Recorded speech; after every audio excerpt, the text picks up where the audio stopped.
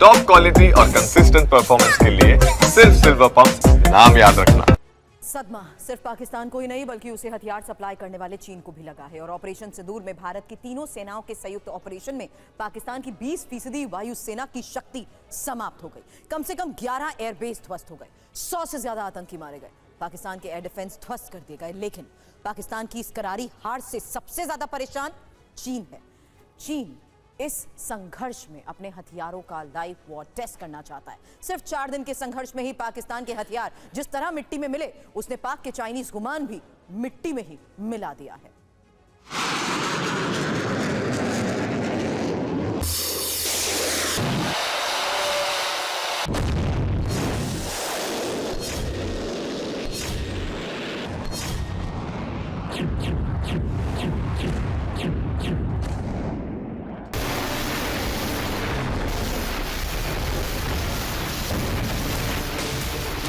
विनय न माने जलधि जड़, भय 3 दिन बीत, बोले राम सकोप तब, भय बिन होय न प्रीत।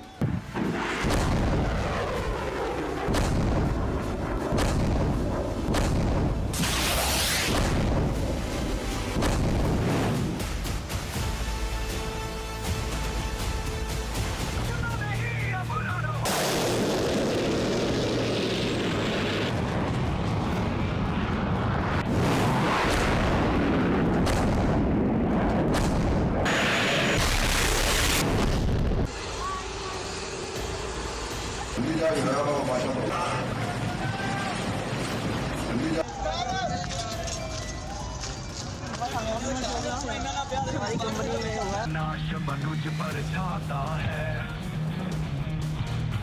पहले विवेक मर जाता है।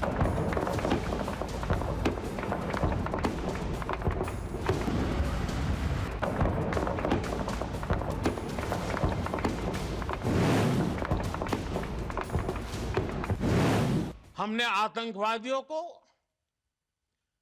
मिट्टी में मिलाने के लिए भारत की सेनाओं को पूरी छूट दे दी। 100 घंटे और पाकिस्तान चारों खाने चित।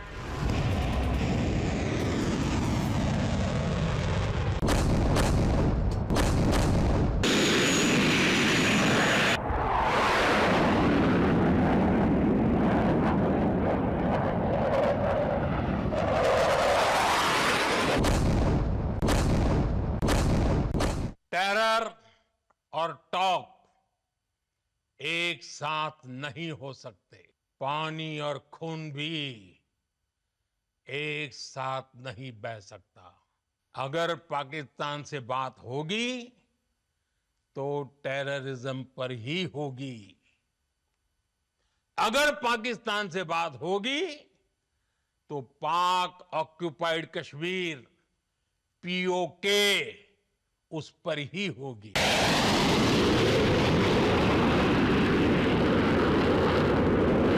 भारत ने ऐसा प्रहार किया कि ना इस्लामाबाद संभला, ना रावलपिंडी। अब रणभूमि से सवाल उठ रहा है, पाकिस्तान तो हारा, लेकिन चीन क्यों बौखलाया?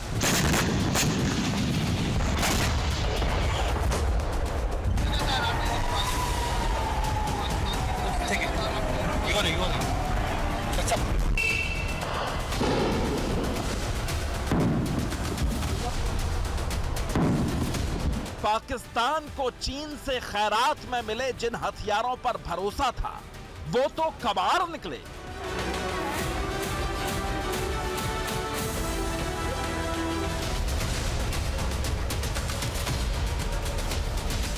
जमीन पर पड़ी चीन की मिसाइल, ड्रैगन से मिले ड्रोन और डिफेंस सिस्टम के नाम पर पाकिस्तान को मिले चीनी कबाड़ के टुकड़ों को देखकर पाकिस्तान सदमे में है और चीन अचंभे में।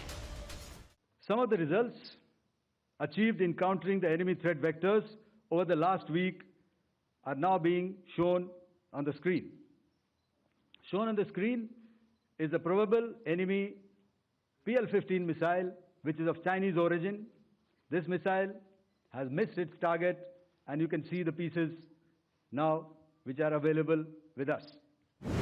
4 दिन चले इस युद्ध में गोलियां नहीं, निशानियां बोल रही हैं।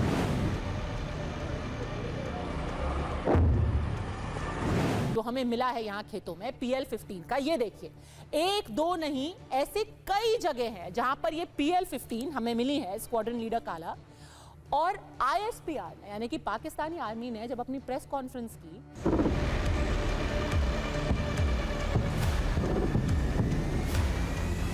पाकिस्तान ने भारत के कहर से बचने के लिए अपने कवच के नाम पर जो HQ-9M चीन से उधार मांगा था, वो तो खुद पाकिस्तान के आर्मी हेडक्वार्टर से क्विट कर गया।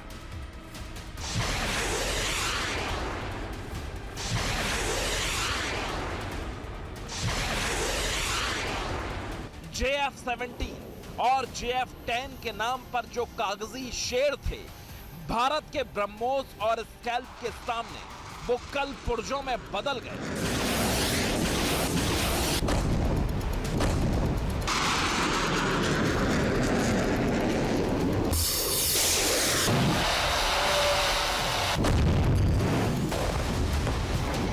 आतंकी कैंप नेस्तनाबूद हो गए।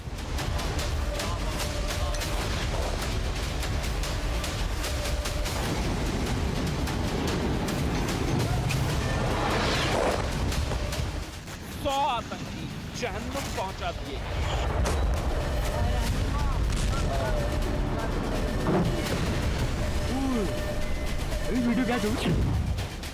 फिर 11 एयरबेस राख में बदल दिए गए।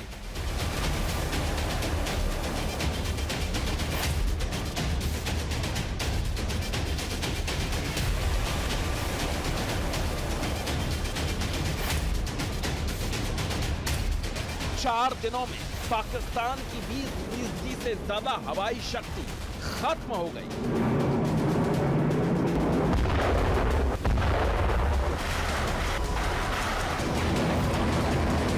भारत की तरफ दागा गया पाकिस्तान को चीन से मिला हर हथियार धौंतरा और बेकार साबित हुआ।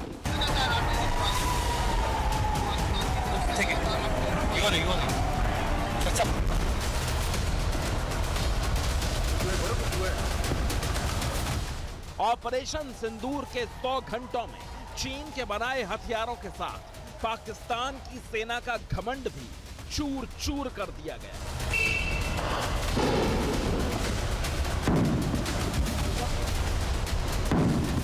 Another weapon system or weapon which was found was the long range rocket, the pieces of which you can now see on the screen.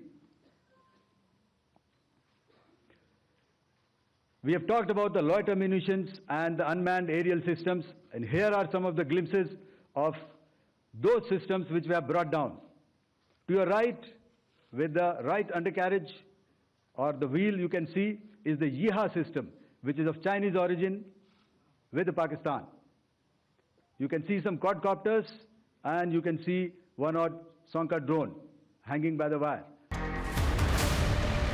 DG air operation air marshal AK Bharati ने कहा कि पाकिस्तान ने चीन के air to air missile PL-15 को इस्तेमाल किया था, लेकिन ये मिसाइल अपना टारगेट मिस कर गई। उन्होंने इस तस्वीर में चीन की PL-15 मिसाइल के टुकड़ों को दिखाया और अब ये टुकड़े हमारे पास हैं।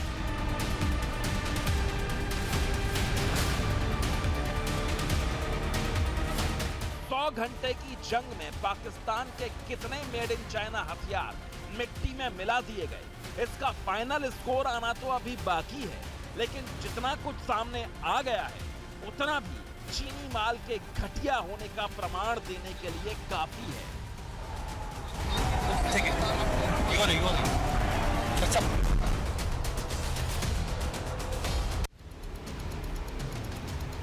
आर्मी से DGMO lieutenant general Rajiv Ghai, navy से वाइस एडमिरल AN प्रमोद और एयरफोर्स से एयर मार्शल अवधेश कुमार भारती ने ऑपरेशन सिंदूर पर 32 मिनट तक जानकारी दी। इस प्रेस कॉन्फ्रेंस में जो तस्वीरें दिखाई, उसने पाकिस्तान को चीन से मिली मिसाइलें और तुर्की से पाकिस्तान को मिले ड्रोन मिट्टी में मिले हुए दिखाई दिए।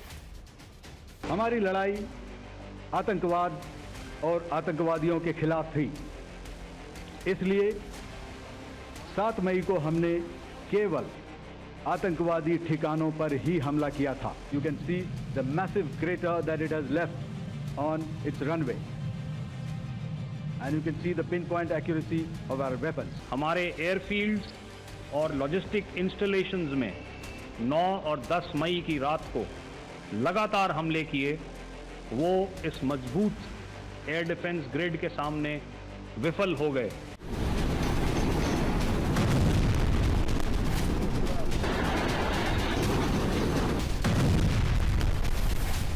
जब आतंकवाद के खिलाफ भारत ने ऑपरेशन सिंदूर लॉन्च किया तो पूरी दुनिया को लगा ये भारत और पाकिस्तान के बीच का मामला है। भारत ने पहलगाम का प्रतिशोध लेने के लिए ऑपरेशन चलाया और पाकिस्तान ने भारत पर हमले की नाकाम कोशिशें की। लेकिन इस पूरे संघर्ष के दौरान पर्दे के पीछे एक तीसरा खिलाड़ी भी था जो चुपचाप सब कुछ बहुत बारीकी से देख रहा था। उसका नाम चीन है।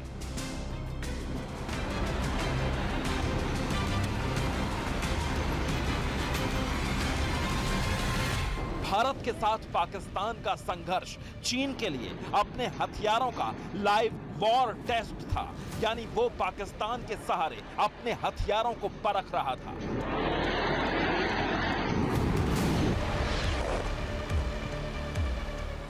चीन को उम्मीद थी कि इस लाइव वॉर टेस्ट के बाद उसके सस्ते हथियार खरीदने के लिए होड़ मच जाएगी। ऑपरेशन सिंदूर का टारगेट पीओके और पाकिस्तान के आतंकी ठिकाने थे, लेकिन इस अभियान पर बीजिंग की नजरें टिकी हुई थी।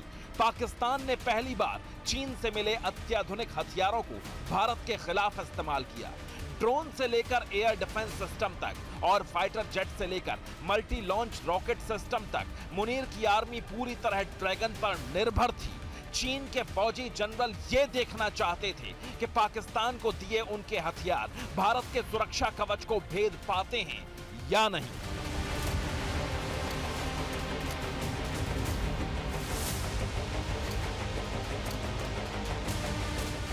चीनी राष्ट्रपति शी जिनपिंग और उनकी आर्मी 24 घंटे इस ऑपरेशन को मॉनिटर कर रहे थे। मकसद सिर्फ एक था, यह पता लगाना कि पाकिस्तान को दिए उनके हथियार कितना कारगर साबित होते हैं।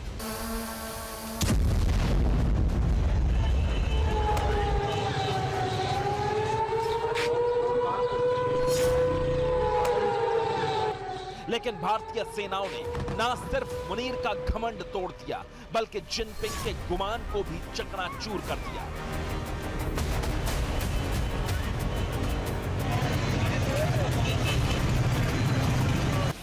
सिर्फ 4 दिन चले संघर्ष में चीन के हथियारों का जो अंजाम दुनिया ने देखा, उसके बाद अब यह तय है कि बाकी दुनिया तो क्या, शायद अब पाकिस्तान की सेना भी हमेशा हमेशा के लिए चीन के हथियारों से तौबा कर ले।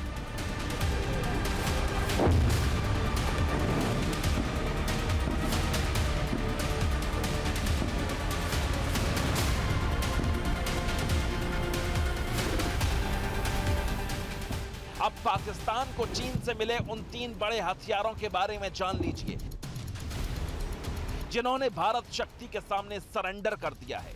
पाकिस्तान को चीन से मिले पहले हथियार का नाम है PL-15 मिसाइल।